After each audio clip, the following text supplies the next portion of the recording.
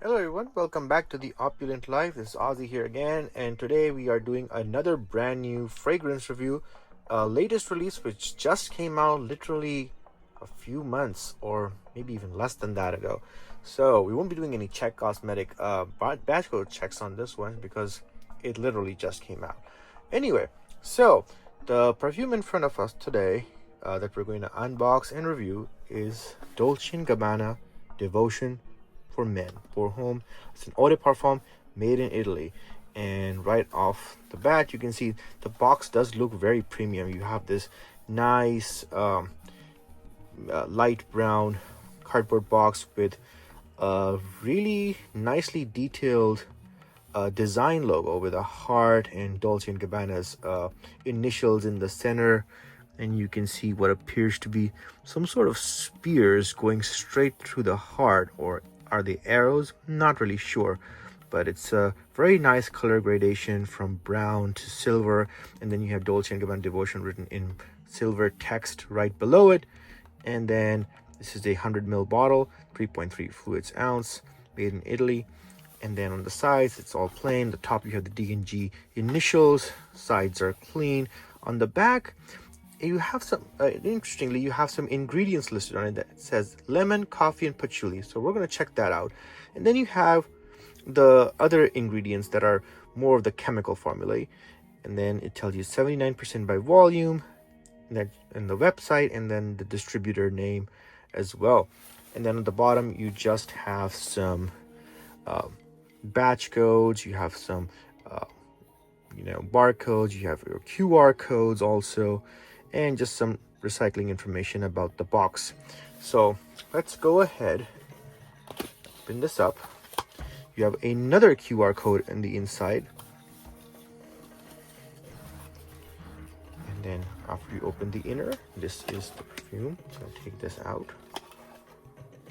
There you go. So this is perfume bottle, very nicely designed. It is a cuboid bottle, and look at this, the D&G logo and emblem that we were talking about, the design that's on the cover of the box is actually embossed on here in a solid fashion. So it feels really premium, very nice. I think it may be nickel or stainless steel, I'm not sure about the metal, but it's full solid construction. You can see it's extremely detailed. They didn't cut in corners on it. This is not plastic. It doesn't feel cheap at all. Then you have some lemon to amber, lemon colored fragrance liquid inside. And then the top cap is your classic cylindrical cap with some serrations and the D&G initial right on the top. So if you open this up, cap is relatively heavy, mix of plastic and metal. Then you have the atomizer.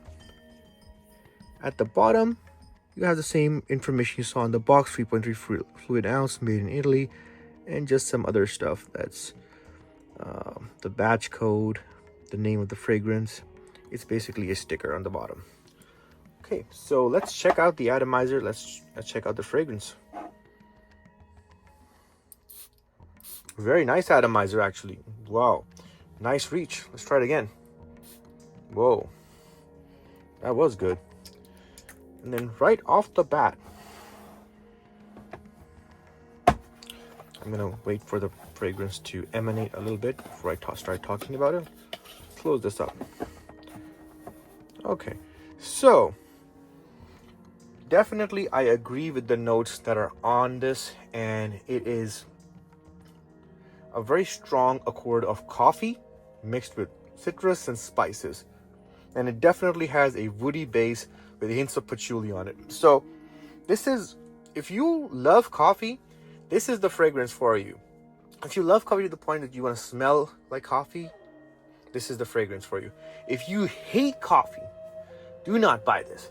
You will absolutely hate it, because this really does have a very strong coffee, caramel, slightly tobacco-ish touch to it. And it's definitely, it's very European fragrance. It's not your typical cool blue fragrance, and certainly designed for a little bit more mature audience. I don't think a lot of younger guys are gonna like this. Similarly, I don't think a lot of very old guys are gonna like this. So typically targeting the middle-aged male in this case, and very sophisticated, very clean. And I think this is a great fragrance for formal wear, for semi-formal wear. It doesn't really give a lot of casual vibe to it. I suppose you could pull it off, but it's more of a daytime formal or semi-formal evening wear, not really night wear or like super ultra night party type of wear. I don't think it's suitable for that. This mostly looks like daytime formal setting. That's what I'm getting at. Maybe wear it with a nice suit, to your office, kind of gives that vibe. So I think it's good. I love it. But this may be one of those fragrances where I have a personal bias towards it. Why? Because I love coffee and not everyone does. So that's why, with some caution, I'm gonna give my rating and let you guys know that there may be a little bit of bias in this one because I love it. You may not necessarily like it as much. So is this worth it? I think so. I got this from Macy's for $120. So I think that was a good price, considering the prices of perfumes these days are rising so fast. There's no way I was gonna get this from one of the gray marketers, Joe Ma Shop, or some of the others like Fragrance Net, because this just came out. After a while, I do think that this will become available on gray marketers. You may get some decent discounts, so if you want, you can wait for that. But I wanted to review it for you guys right now so you can plan ahead. And then once it does come on the gray market on a good discount, maybe around like $70, $80, I think that would be a great buy. You might be able to get a deep discount maybe if you get to like 60, but that might be a bit of a stretch. However, at $70, $80, I think this is great, considering it's so different from your typical fragrance. I would certainly go for it. Great for gifting someone who loves coffee. Great to gift to yourself as well if you love coffee. And I think as far as longevity goes, I'm not certain it will last super long, but I do think you can get a couple of good hours from this, like 4 or 5 hours. After that, the strength may tend to fade away, just considering the note breakdown on this one. So you already talked about the patchouli, lemon, and the coffee. If you look at the official breakdown, that's really all they've given us this time. So we don't have too much information on this one.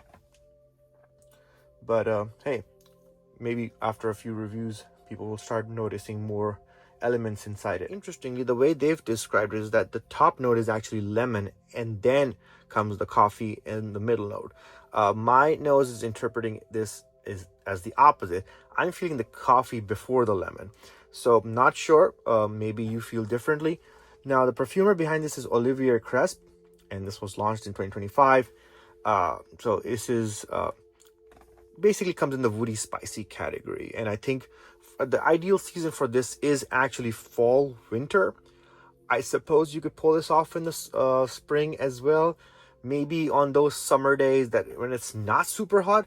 The reason I'm saying that is because if it's super hot outside and you wear this is going to evaporate instantly and it'll be gone in an hour or two. If you're okay with that, that's fine.